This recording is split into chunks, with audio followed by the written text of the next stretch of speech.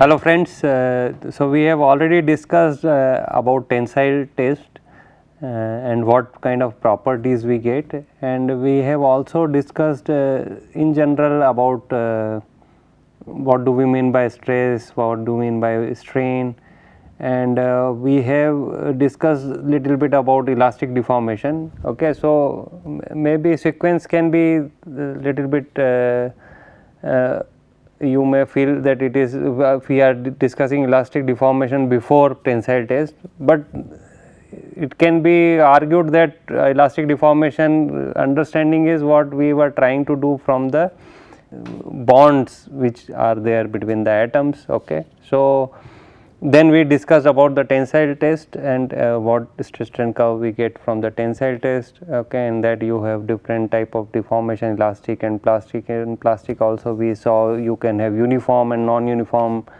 plastic deformation and so on. Now, stress strain also when we start discussing in terms of tensile stress strain curve, okay, we want to define it in terms of two different stress and strain curve, and these or stress and strain values which are engineering and true. Okay.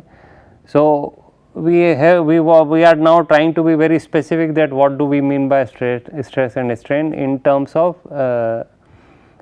mechanical properties or in terms of a test using the tension doing a tension test. Okay. So, first let us define the engineering stress. Okay. So, basically this is cross sectional area is there for example this sample, okay, and I am applying a force and it is kind of being fixed at a particular point here, and you are applying a force, okay, and this is the cross sectional area of this sample, okay, and that is given by A naught here. Then stress, which is the engineering stress here, which will be denoted by sigma E, is applied force divided by the original cross sectional area. So, force can be applied or it can be the response of the material to the deformation. So, if you deform the material, okay, the response of the material can be in form of resisting force or resisting stress. So, that is force divided by the original cross sectional area will give you the engineering stress. Okay. So, we are now very specific that which area we are talking about here, okay, that I am talking about the original or initial. So, when we started the experiment, whatever was the original cross sectional or initial cross sectional area of the material, we are talking about only that area divided by force. So, force is divided by that area. Of course, already we have talked about the units here. Okay. So, an engineering stress represent the average stress in the object. So, whatever is the average cross sectional area divided by the force is divided by this cross sectional area will give you the engineering stress. Engineering strain, if you want to define, so when we are again trying to deform the material, okay, so your now length L will be equal to the initial length L naught and whatever is the elongation or deformation which is delta L. Okay. So, initial length will be L naught, that is my initial length, which has become L after deformation. So, after deformation this has become L. So, L is equal to L naught plus whatever is the deformation delta L. So, any engineering strain if I want to know, that will be equal to final length minus original length divided by original length. Okay. So, basically delta L already we have seen the delta L divided by L naught. So, delta L contains the final length L minus L naught, okay, that is my going to be my delta L divided by original length. So, in some mathematical terms I can write it as epsilon E sub e, or I can just say that with a small e, which I am saying that it is engineering strain, that will be equal to L minus L naught upon L naught. So, that is change in length upon original length. Okay. So, delta L upon L naught as I told you. Okay. Or in terms of if you want to integrate over all the deformations, okay, then it will be 1 by L naught integration from L naught to L into dl. So, suppose if I am doing the deformation in increments, I can just do an integration like this to get the total strain in the engineering strain in the material. Okay. The important thing to note is that strain has no unit, okay, because we are dividing by length. So, there is not going to be any unit for strain. Engineering strain also is expressed in form of fraction or percentage. Okay. So, either we will be saying 0.2%. Okay. If you remember, this is what we said when we were trying to find out the yield strength of a stress strain curve, which is a continuous stress strain curve. So, we found out the yield strength after a 0.2% of permanent strain or plastic strain. In fraction it will be 0.002, 50% will be equal to 0.5, 100% will be equal to 1. Okay. So, you can express it in different forms, fractional forms or in percentage. Now, the question is that when I am deforming a material, okay, initially when you are in elastic part, the deformation is very small and you will not be able to notice that. Okay. But if I am going into plastic deformation, what will happen? This is my some bar with this cross sectional area. Okay, I am applying a force, okay, and after some deformation, now the cross sectional area has reduced, okay, and the length has increased. Okay. So, if a question is posed here, what is conserved here? Okay. So, what is conserved here is volume. So, whatever is the increase in the length, the decrease in the cross sectional area will be proportional, and that will be can be found out by volume. Okay. So, my cross sectional area is A into initial length is L naught, okay, that will be equal to A the final cross sectional area and A final length. Okay. So, length will increase, so cross sectional area has to decrease, so that the overall volume constancy will be going to be there. So, volume is going to be conserved. Okay. So, in this case my length is increasing, my cross sectional area is reducing. Okay. Now, the problem or the question which we want to pose here is that when I am finding out the engineering stress, I said the force divided by the original cross sectional area A naught. But now during the deformation, my area A itself is changing. Okay. So, you can see that area has reduced. Okay. So, my cross sectional area has come down. Okay.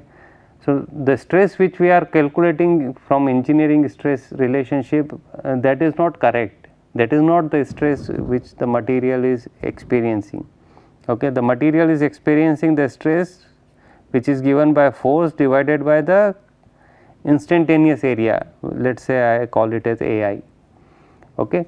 So, because my both area and length are changing, it is it going to affect our calculation of stress and strain during subsequent deformation? So, that is what I am trying to answer here, that because my cross sectional area is reducing, okay, the stress calculation which I am doing from engineering stress expression is not going to be the actual stress with which the material is experiencing. Okay. What material is experiencing is because of the cross sectional area AI, which is now force divided by AI. Okay. So, that is what we call as true stress. So, true stress is when I am dividing the force by the instantaneous area at that moment. Okay. So, true stress can be defined as load divided by instantaneous area. Similarly, true strain, okay, because length is going to change. Okay. So, engineering strain we defined as delta L by L naught, which was written in integration form like this. The true strain is calculated as a change in length in reference to instantaneous length. Okay. So, whatever we discussed in case of stress, that will be true in case of strain also. Okay. So, for example, for the first case right now the change in length is delta L divided by the L naught, that is my going to be my engineering strain. Okay. Now, for subsequent deformation when the length is again increasing to some other value, okay, if I divide it again by the initial length, the strain which I am going to get is not the correct strain, because in between my length has increased to L. Okay. So, for subsequent deformation I should use the actual length of the material to get the strain, okay, and that is what is the problem. Okay. So, now for engineering, for true strain what we will do, we will also take the instantaneous length rather than the original length.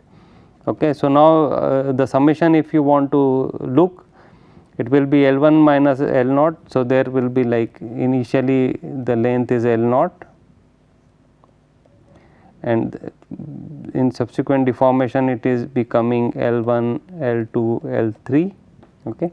So, what we are saying that for each of these increments, so it will be L 1 minus L naught divided by L naught, then L 2 minus L 1 divided by L 1, then L 3 minus L 2 divided by L 2, that should be the summation. If you compare this with the engineering strain, in that the summation will be like this: L 1 minus L naught divided by L naught plus L 1 minus L 2 minus no, it will be L 2 minus L 1 upon L naught plus L 3 minus L 2 upon L naught, and so on. So, in all case you will have in the denominator you will have L naught, that is what we have taken out, and basically you are doing summation over here. So, that is what is the integration we are using in DL. Okay. So, if I took this type of summation for true strain, okay, what will happen, my length is now continuously changing. So, first increment it was L naught, second increment L 1, L 2 and so on. So, it will be now dl by L, and the integration is lower limit L naught to L. So, for integration of this type will give you a quantity in terms of basically. So, integration here will give you ln L naught to L. Okay. So, if I put it, it will become ln L minus ln L naught, and in logarithmic terms it will become ln L upon L naught. Okay. So, this is what you will get in case of true strain. That is why we call this strain as logarithmic strain also. Okay. Now, what is the advantage of true strain calculation? Okay, that is very important. Okay. So, let us do engineering strain calculation in increments. Okay. So, your initial length is L 1, then it increased to L 2 after first increment, then it increased to L 3 after the second increment, and so on. Okay. And delta, this is from 1 to 2 it is delta L 1 2, from 2 to 3 it is delta L 2 3, and so on. So, engineering strain, if I want to calculate between 1 and 2, it will be delta L 1 2 divided by L 1, E 2 3 will be equal to delta L 2 3 divided by L 2, and so on. And if I want to do the whole deformation in one go, for example, rather than doing in this increment, suppose I want to take this particular deformation from directly from L 1 the initial length to the final length L 3, then I will say that the strain is equal to E 1 3 delta L 1 3 divided by L 1, which will be equal to L 3 minus L 1 upon L 1. Now, the thing which we want to compare here, whether these two increments are equal to this one single increment. Okay. See, in terms of dimension, in both the cases dimension of my material is going to be same. So, L 1 to L 3. So, that is one quantity which is there, which cannot be changed. Okay. You know that length has increased from L 1 to L 3. In one case we have done this in increments, in second case we have done it in one go from L 1 to L 3. But if you compare, if you do a summation here, okay, then the summation of these two, okay, you can do a summation very simple, okay, you L2 will be multiplied here, L1 will be multiplied here, okay, and bottom you will have L1, L2 and so on. Now that quantity is not equal to this, okay, is not equal to L3 upon minus L1 upon L1, or in terms of delta L, if you want to write, it will not be equal to delta L13 upon L1. So when we are taking engineering strain, okay, in increments, and if you go in one shot, the strain in both the cases, the calculation of strain in both the cases, or the value of strain in both the cases is not going to be same. So that means there is some problem in engineering calculation of engineering strain, because if my length is going to be same, the in both the cases strain should come same, okay. And that is where the importance of true strain calculation comes, okay. Now let us see, do the same calculation with true strain. Again we are doing first case in increment L1, then from L1 to L2, from L2 to L3, okay, with that is written here epsilon 1 2, so it will be log L2 by L1, epsilon 2 3 log L3 by L2, okay. And if we I want to do in one shot, it will be epsilon 1 3 will be equal to ln L3 by L1, okay. We are going directly from L1 to L3, and this we are going from L1 to L2, from L2 to L3. So in increment here we are going in one step. Now we have to see that whether this is equal to this or not. So I am doing a summation here, epsilon 1 2 plus epsilon 2 3. I am writing in logarithmic form, log L2 by L1, this is plus log L3 by L2, okay. So if I expand this, it will be log L3 L2 minus log L1 plus ln of L3 minus ln of L2, okay. So if you see this, I will cancel both, this is negative, this is positive, and now this I can write as ln L3 minus ln L1, okay. What do you mean by ln L3 minus ln L1? This is ln L3 upon L1, which is same as what we have got in the first, in one single step.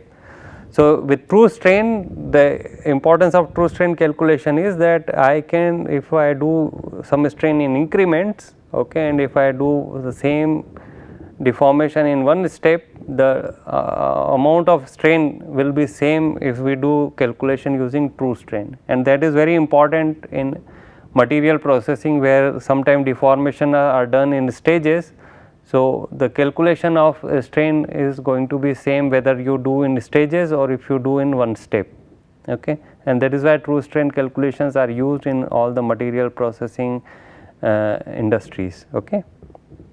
Now you can also relate the engineering stress or strain with the true stress and strain, okay. So here we are finding out the relationship between engineering and true strain, okay. So if I want to write engineering strain, it will be delta L by L naught, the initial or original length, which I can write as L minus L naught upon L naught, okay. L is your final length minus initial length divided by initial length, which I can write like L upon L naught minus 1. So I take L upon L naught minus L upon L naught upon L naught, which will be actually 1, and I can take this one here. So it will become E plus 1 equal to L by L naught, okay. And now we know that what is epsilon, the true strain is ln of final length divided by the initial length, okay. So which will look like this. So I can replace it here. So now my engineering is the true strain is basically logarithmic of E plus 1. So whatever you calculation you do in engineering strain, you add 1 into that and take the logarithmic of that, will give you the true strain, okay. Now relationship between engineering and true stress, okay. Again let us take the, in engineering stress I will write it as P by A naught. For true stress I will write it as P by A, which is instantaneous area. If I divide and multiply by A naught in this case, so it will become P upon A naught into A naught by A, okay. A naught by A can be written as L by L naught, okay, because again volume conservation, as I told you that because in plastic deformation volume is going to be conserved, okay.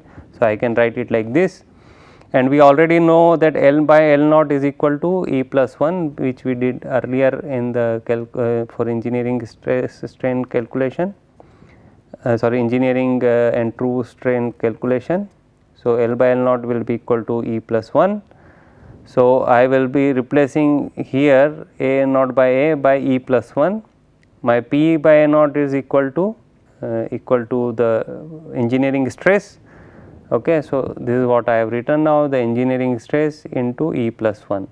Okay. So, this is what will be the relationship between the engineering and true stress, and the previous one is between the engineering and true strain. Okay. So, if you know the engineering calculation also, if you have done, you can easily find out the counterpart true stress, true strain values from that. And now, let us see what will be the effect on the stress strain curve because of that. So, already we have seen this red part is your engineering stress strain curve, which is what we get from the machine. Okay. So, from machine you get the data in terms of force versus elongation, elongation versus force. So, elongation will be on x axis and force will be on y axis. Okay. This is what I get from the machine. Okay. Elongation, and here it will be force. So, elongation, if I divide by original length,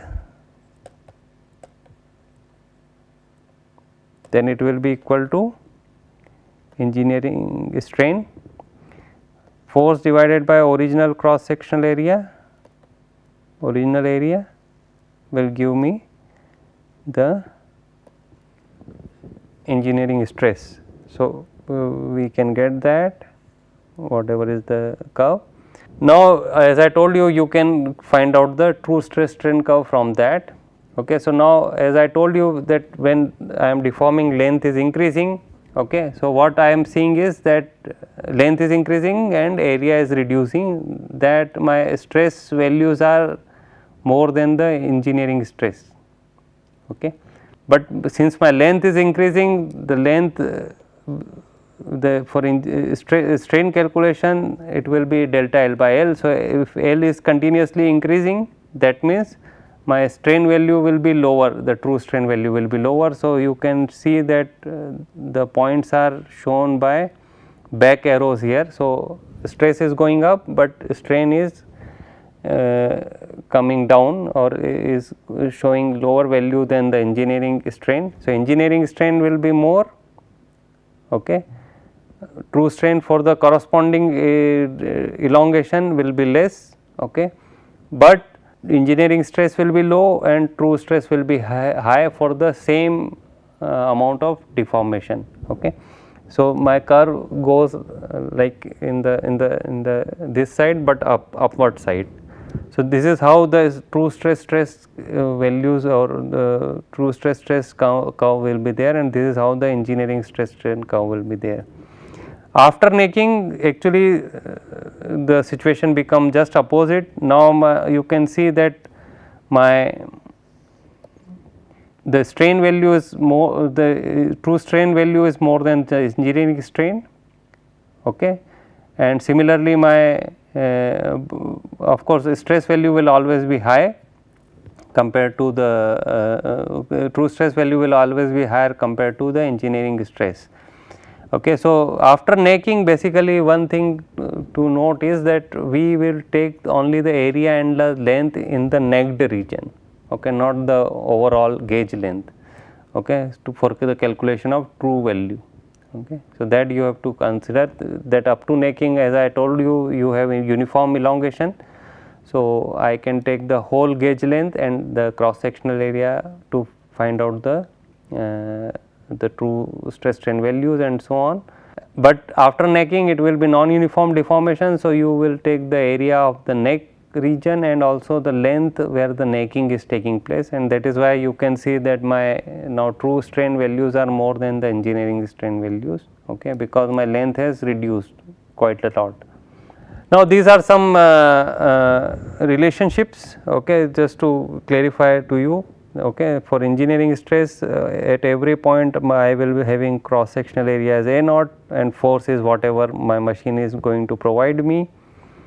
In true stress, I am going to take force what my machine is going to provide me, and the cross sectional area will be the instantaneous cross sectional area, which can be given by this. Up to before necking you will have this. After necking, as I told you, you have to take the area of the necked region. Engineering stress, in case of engineering strain, all the everywhere you will be dividing only by L naught. In case of true strain, you will be dividing it by the instantaneous length or area. Okay. In terms of area, you can write it like this, and in terms of length, it will be L upon L naught. So, it is just opposite. Okay. Inverse relationship is there. So, epsilon E is equal to Li by L naught or A naught by Ai, and this is equal to this. Already we have seen this, but in case of after necking, as I told you, you have to take the area of the neck.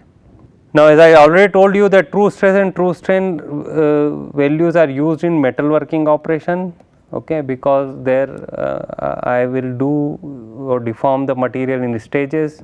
I cannot deform material in one step, okay.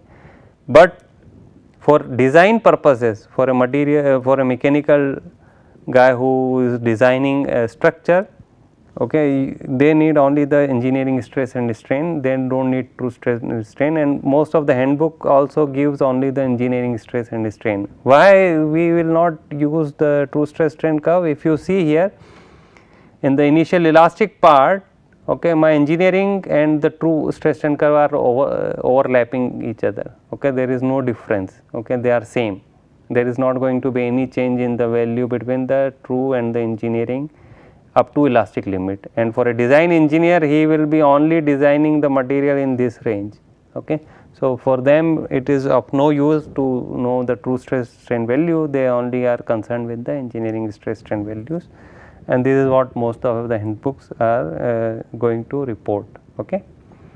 So, with that I want to thank you. This is a very important lecture to understand the difference between these two parameters. Okay. So, I hope you might have appreciated that why we want to do a calculation of true stress and strain. Thank you.